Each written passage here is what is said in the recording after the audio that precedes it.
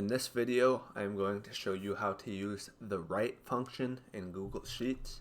What the write function does is it will take a string and return a substring from the right of your original string according to the number of characters that you specify in the formula.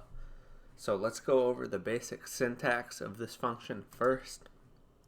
So there's only two arguments to this function: string, which is the original string from which you will return the substring from, and then the next argument is the number of characters.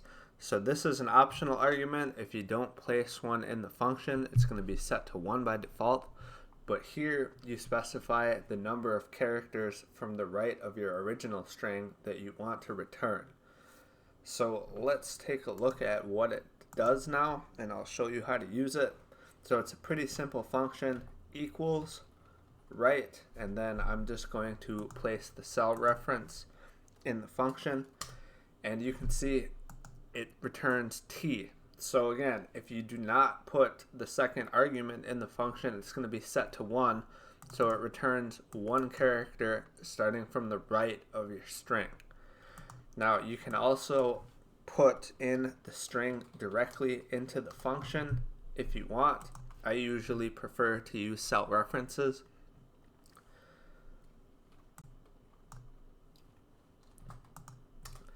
So now I will use this function and add in different numbers of characters just so you can see what it does. So I'll do 2 and then 3 and then 4. So this is the formula that I have used. I typed it out here so that you can see. So this first one by default is set to 1, so it returns 1 character from the right of the string. This next formula is 2 characters from the right of your string, so it returns LE.